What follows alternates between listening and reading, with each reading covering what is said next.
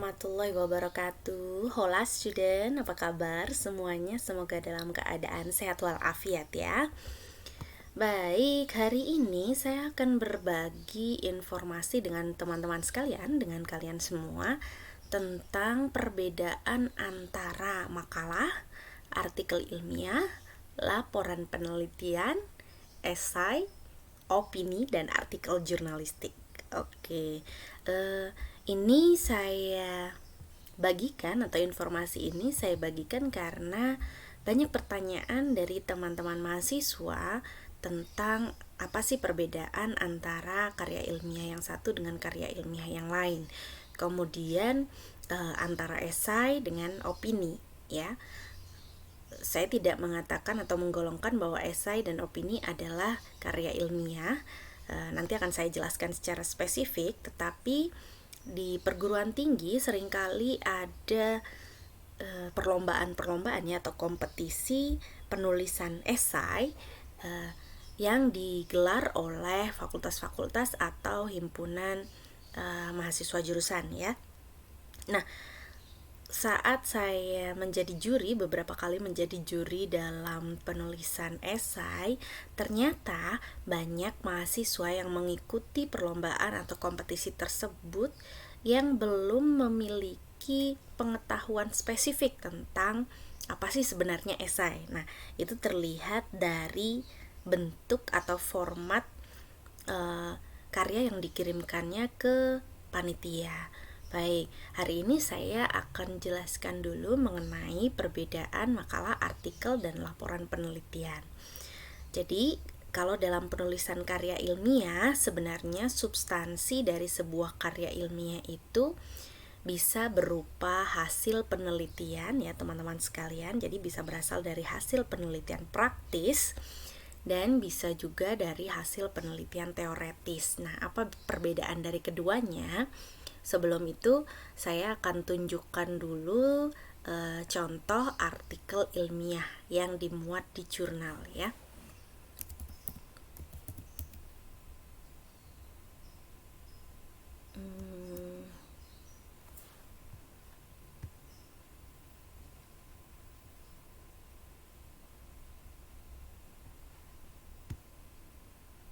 Baik, teman-teman sekalian, artikel ilmiah adalah sebuah karya ilmiah yang diwujudkan dalam format artikel. Nah, sebagaimana yang sudah saya sampaikan tadi, sistematikanya akan berbeda dengan laporan penelitian dan makalah, tetapi secara substansial isinya sama, bisa berupa laporan penelitian praktis atau laporan penelitian teoretis. Nah, kita akan cek salah satu artikel ilmiah di Jurnal Pendidikan dan Pembelajaran Dasar ya. Saya akan tunjukkan yang bahasa Indonesia saja supaya lebih mudah dipahami.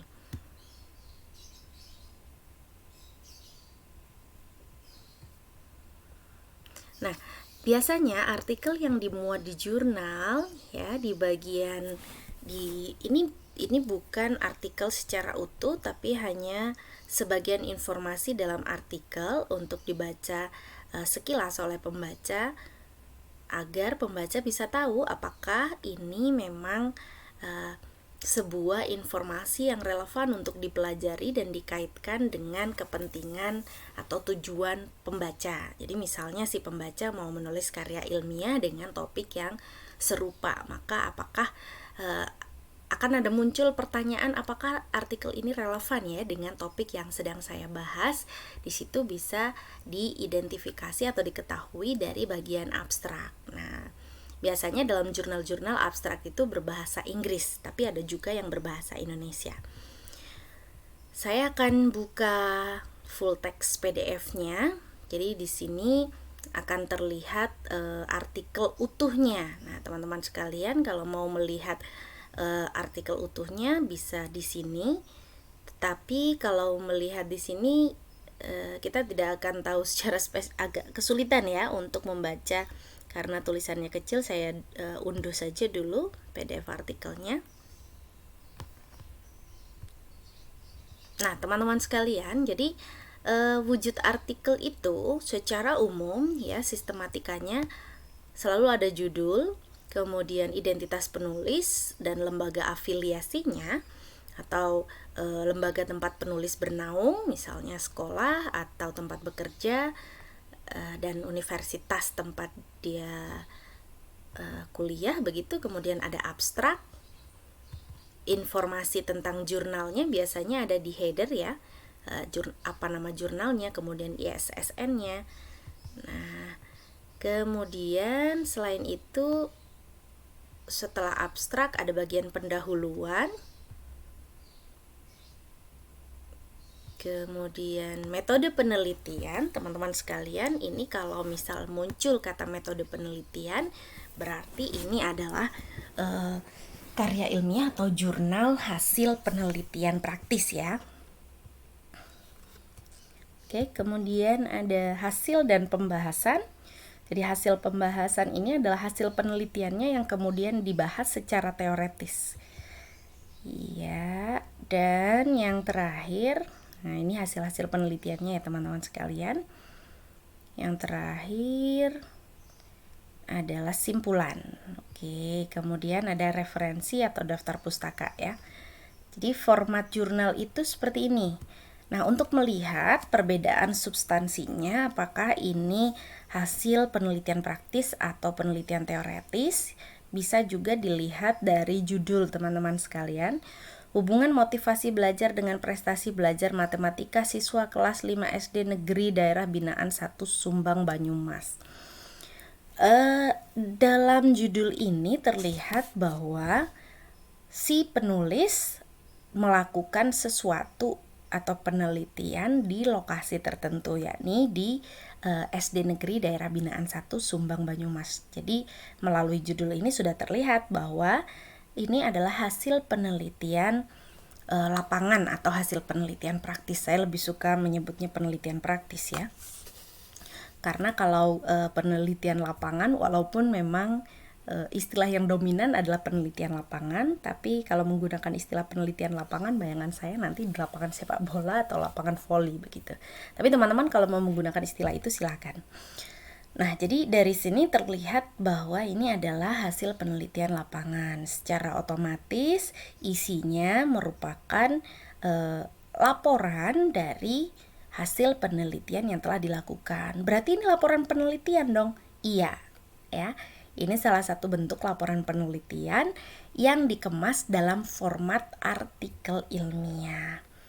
Oke, seperti itu ya teman-teman sekalian. Nah, bagaimana kalau dengan laporan penelitian teoretis atau hasil kajian pustaka? Saya baca buku 100 judul buku, kemudian saya buat sebuah simpulan dari 100 buku itu, saya buat sebuah analisis dari 100 buku itu, kemudian saya kaitkan dengan ide-ide ilmiah, atau saya bandingkan satu dengan yang lainnya, kemudian saya laporkan dalam sebuah artikel ilmiah. Nah, itu berarti laporan penelitiannya penelitian kajian teoretis. Bentuknya seperti apa? Sama seperti artikel ini. Yang tidak ada adalah di bagian ini. Biasanya untuk artikel jenis itu bagian metode penelitiannya tidak perlu dicantumkan. Biasanya ya, tetapi ada juga jurnal yang mengharuskan metode penelitiannya tetap dicantumkan. Jadi teman-teman sekalian bisa mencantumkan metode penelitian yang digunakan adalah metode kajian pustaka misalnya ya, atau studi dokumen dan seterusnya. Itu bisa dipelajari dalam mata kuliah metodologi penelitian nanti teman-teman sekalian. Baik, ini artikel ilmiah ya, semoga bisa dipahami. Nah, ini sangat berbeda dengan artikel yang biasa teman-teman tahu di konten jurnalistik ya.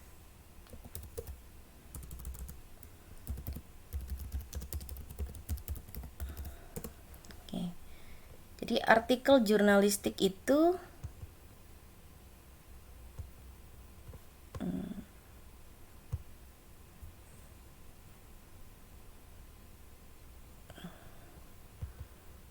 ada perbedaan yang signifikan antara berita ya di surat kabar atau media massa dengan artikel.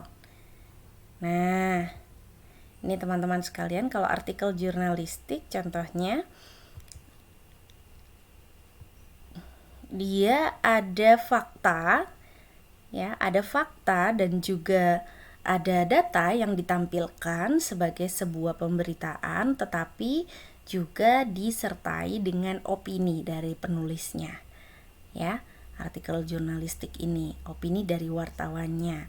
Jadi kalau berita haram hukumnya ada opini, tetapi kalau artikel jurnalistik bisa ada opini dari penulisnya, seperti itu. Tetapi teman-teman sekalian, untuk memahami secara spesifik perbedaan antara satu jenis tulisan dengan yang lain dalam dunia jurnalistik, perlu membaca media massa lebih banyak. Jadi kadang-kadang satu media massa dengan media massa yang lain itu punya interpretasi yang berbeda untuk memahami atau memaknai perbedaan antara artikel, opini, kolom, esai, dan lain sebagainya. Ya, teman-teman sekalian, yang jelas perbedaan antara artikel jurnalistik dengan artikel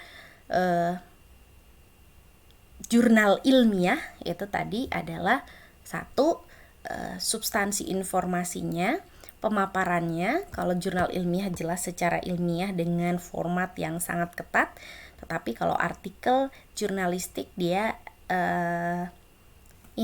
paragraf-paragraf saja, seperti itu. Jadi tidak ada spesifikasi sistematika untuk metodologi penelitian dan seterusnya.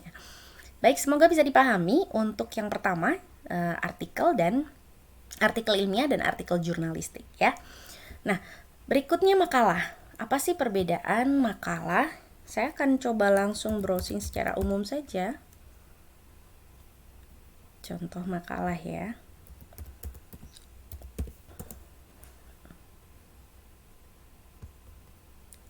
Baik. Contoh makalah.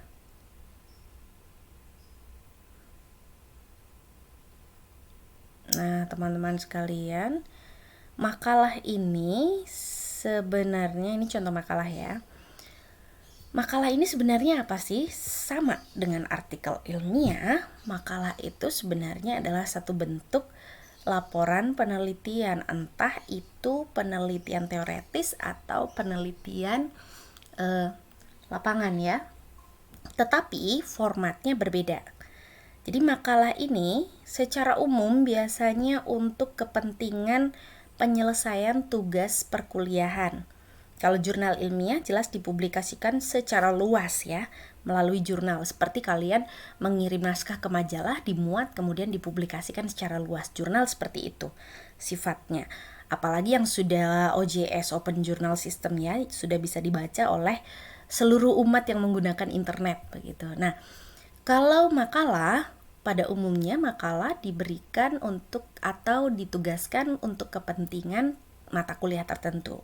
Bisa juga untuk kepentingan seminar tertentu. Nah, jadi teman-teman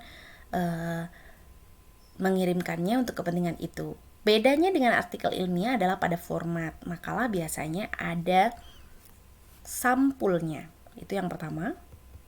Kalau artikel ilmiah, karena dia di jurnal dikumpulkan jadi satu dengan artikel-artikel yang lain, maka tidak ada sampul spesifik per artikel. Jadi sampulnya adalah sampul satu paket keseluruhan terbitan volume nomor sekian dari jurnal misalnya. Kalau makalah umumnya seperti ini, ada sampul ya, ini untuk makalah panjang. Nah, kemudian ada kalimat, ada prakata. Jadi teman-teman sekalian, ini mohon maaf karena diselingi oleh iklan-iklan ya. Jadi ada prakata. Sebenarnya yang betul istilahnya adalah prakata, karena prakata itu ditulis oleh penulis. Jadi istilahnya penulis memberikan komentar atas naskah yang ditulisnya. Kalau kata pengantar berarti ada komentar orang lain atau pengantar dari orang lain mengenai naskah yang ditulisnya. Ini kalau makalah panjang ya, ada kata pengantar atau prakata, kemudian ada daftar isi. Sekali lagi saya katakan ini kalau makalah panjang, lebih dari 15 halaman, boleh menggunakan ini. Kemudian ada bab 1, pendahuluan. Bab 2, pembahasan. Bab 3, bab 3, penutup. Ada simpulan dan saran. Ada daftar pustaka. Secara umum, substansinya sama ya, seperti yang saya sampaikan tadi, tapi formatnya saja yang berbeda. Ada bab 1, bab 2, bab 3. Ini kalau makalah panjang. Kalau makalah pendek bagaimana? Makalah pendek tidak perlu daftar isi, tidak perlu prakata. Misalnya makalah pendek hanya 8-15 halaman. Teman-teman sekalian ya cukup langsung pada bagian pertama, bagian kedua, bagian ketiga. Ya, jadi makalah pendek seperti itu. Oke, tidak perlu ada prakata dan juga daftar isi. Baik, semoga bisa dipahami secara substansial, sama dengan artikel ilmiah ya. Kemudian saya akan coba melangkah ke skripsi ya. Misalnya skripsi. Skripsi ini juga merupakan laporan penelitian. Ini nanti skripsi, disertasi, tesis secara substansial sama sih, tetapi skripsi biasanya lebih ke implementasi teori. Jadi mahasiswa belajar tentang teori tertentu, diimplementasikan sebagai sebuah penelitian, kemudian dibuat laporannya. Tetapi kalau untuk tesis dia biasanya ke pengembangan ya. Kalau tesis ya beragam sih sebenarnya. Yang lebih kompleks adalah disertasi. Dia bisa menghasilkan sebuah teori atau memproduksi teori baru. Tetapi pada kenyataannya atau faktanya tidak selalu seperti itu, karena ada tesis rasa skripsi, ada skripsi rasa tesis, ada disertasi rasa skripsi, dan seterusnya ya. Itu bergantung sekali pada proses penyusunan laporannya. Baik, saya akan coba cek ini.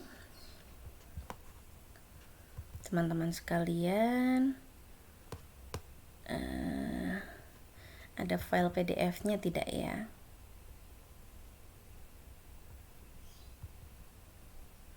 Sepertinya tidak ada file PDF-nya, teman-teman. Oh, coba ini, doc.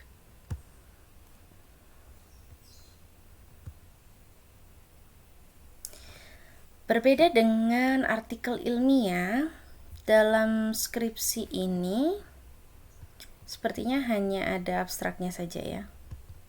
Oke. Baik, saya jelaskan saja. Jadi persisnya skripsi, tesis atau disertasi punya sistematika yang lebih kompleks ya.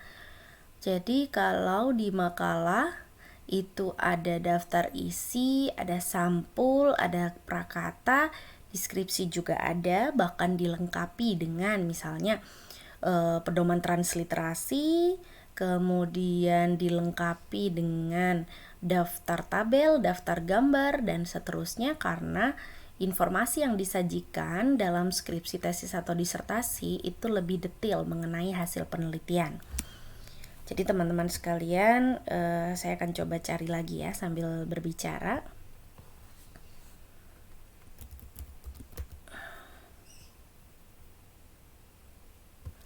Jadi misalnya ini ada PDF-nya ya, supaya lebih konkret penjelasan mengenai perbedaan masing-masing karya ilmiah ini. Jadi, ini sepertinya lengkap, ada 149 halaman. Kita tidak akan pernah menemukan ada jurnal ilmiah sampai 149 halaman atau makalah sampai 149 halaman. Nah, jadi skripsi ini selain substansi inti dari sebuah karya ilmiah, ada halaman-halaman semacam ini, halaman persetujuan, halaman pengesahan yang menunjukkan bahwa skripsi ini sudah melalui proses pembimbingan dan pengujian. Ya, jadi skripsi yang sudah tuntas dan layak disebut skripsi adalah yang sudah melalui proses pengujian dan pengesahan. Jadi seperti ini, ada lembar pengesahannya, kemudian ada surat pernyataan keaslian tulisannya, seperti ini ya. Kemudian ada abstraknya, moto, bahkan kalau diinginkan ada halaman moto, halaman persembahan, kata pengantar, ya seharusnya prakata ya, daftar isi, kemudian daftar gambar seperti yang saya sampaikan tadi, daftar tabel, lampiran. Nah, kontennya apa? Bagian pendahuluan, sama. Nah, tapi lebih spesifik di bagian pendahuluan ada bagian identifikasi masalah, pembatasan masalah, rumusan masalah, tujuan penelitian. Nah, kemudian bab 2-nya kajian teori. Ini sangat beragam ya. Kalau di universitas lain mungkin bisa kajian pustaka, bisa kajian teoretis atau istilah yang lain ya. Nah, ini kajian-kajian teorinya. Kemudian metode penelitian itu spesifik, pendekatannya apa. Kemudian lokasi penelitiannya di mana, desain penelitiannya, tempat waktunya, dan teknik pengumpulan datanya, instrumen penelitiannya, jadi lengkap. Nah, kalau di jurnal atau di mohon maaf ya, kalau di artikel ilmiah atau makalah jarang ini muncul, kecuali makalah untuk tugas dan ada tagihan lampiran ya. Nah, ini teman-teman sekalian, ini intinya ya. Oke, cara mengujinya dan seterusnya, kemudian ini hasil penelitiannya. Ini lengkap sampai lampirannya. Ini kalau laporan penelitian dalam bentuk skripsi, tesis, disertasi seperti ini. Jadi informasinya selain substansi teksnya atau di bagian pendahuluan sampai simpulan saran, skripsi juga dilengkapi dengan bagian lampiran. Laporan penelitian untuk kepentingan yang lain juga seperti ini. Misal dana hibah ya, hibah penelitian. Nah, itu malah lebih lengkap lagi. Jadi selain lampiran yang berkaitan dengan substansi, ada lampiran yang berkaitan dengan catatan penggunaan dana hibahnya. Jadi seperti itu teman-teman sekalian, terpisah ya lampiran laporan keuangannya dengan laporan akademiknya. Baik, sampai di sini semoga bisa dipahami ya perbedaan antara makalah, artikel yang dimuat di jurnal ilmiah dengan laporan penelitian dalam bentuk skripsi, tesis, disertasi, laporan hibah dan seterusnya. Kembali lagi ini bergantung juga pada gaya selingkung dari masing-masing lembaga ya. Misalnya lembaga A mau menggunakan istilah tadi kajian pustaka, lembaga B mau pakai istilah landasan teoretis, itu bergantung sekali pada gaya selingkung masing-masing universitas atau lembaga. Nah, sekarang saya akan lanjut ke esai dan opini. Teman-teman kadang-kadang bingung sekali apa sih bedanya esai dan opini itu. Pertama, saya akan ajak teman-teman dulu untuk mengecek di KBBI bedanya esai dan opini itu apa ya. Esai. Oke, di KBBI esai artinya adalah karangan prosa yang membahas suatu masalah secara sepintas lalu dari sudut pandang pribadi penulisnya. Ada hal yang perlu digarisbawahi, yakni subjektivitas atau sudut pandang pribadi penulis ya. Nah, sekarang kita akan coba cek apa sih itu opini. Pendapat, pikiran, pendirian. Jadi tidak ada informasi spesifik mengenai interpretasi atau penerjemahan opini sebagai karya tekstual. Tetapi karya yang disebut-sebut sebagai opini ini ada. Kita akan coba cek opini Kompas ya. Nah, disebutnya malah artikel opini. Nah, tadi saya sudah sebutkan bahwa artikel di dalam media massa itu merupakan sebuah corak naskah atau tulisan yang muatannya adalah data, fakta, plus opini dari penulis. Nah, karena itulah di Kompas opini disebut dengan artikel opini. Kita akan coba lihat salah satu opininya dari Umar Juworo ya. Oke. Jadi di sini ada data ya, fakta. Kemudian ini lanjutannya mana ya? Kalau membaca artikel dari Kompas harus daftar akun Kompas ID. Nah, intinya begini teman-teman sekalian, jadi opini itu kalau di media-media massa merupakan informasi yang mengandung unsur ini pandangan dari penulis. Jadi pandangan analitis dari penulis yang umumnya bersifat reaktif. Reaktif bagaimana maksudnya? Jadi reaktif ini artinya merupakan reaksi dari isu-isu aktual atau informasi-informasi aktual. Misal sekarang yang lagi rame masalah Palestina misalnya. Kemudian ada seorang penulis yang mengirimkan naskah opininya ke media massa tertentu untuk memberikan pandangan mengenai kasus Palestina, tapi disertai data dan fakta. Penulisannya seperti apa? Saya perlu berikan contoh penulisan yang spesifik nih.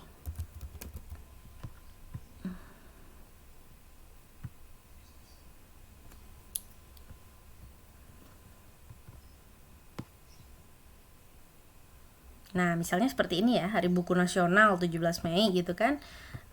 Refleksi, ini kan reaksi terhadap isu terkini atau tanggal-tanggal peringatan tertentu. Nah, coba teman-teman lihat.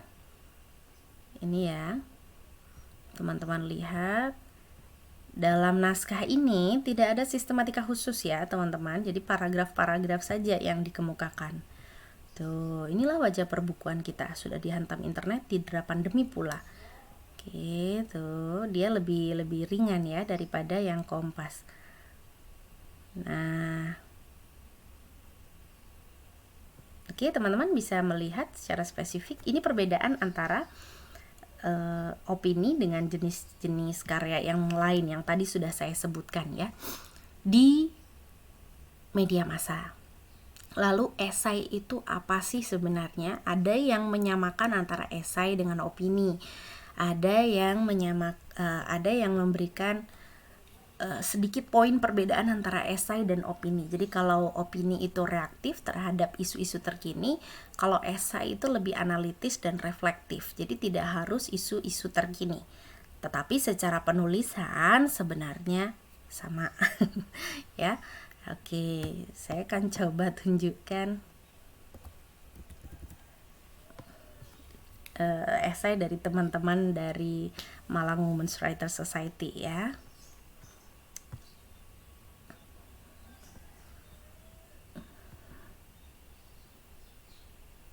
Oke, yang ringan-ringan saja lah.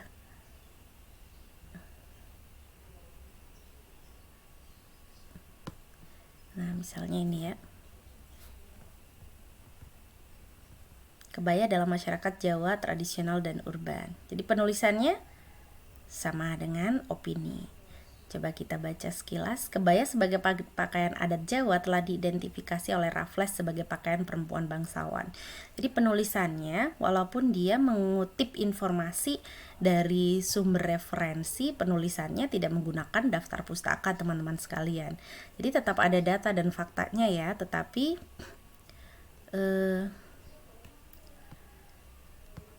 tetapi ada opini-opini dari penulisnya. Nih ya. Namun begitu bukan masyarakat Jawa yang menjadikan itu penanda status sosial, tapi masyarakat luar sebagai outsider.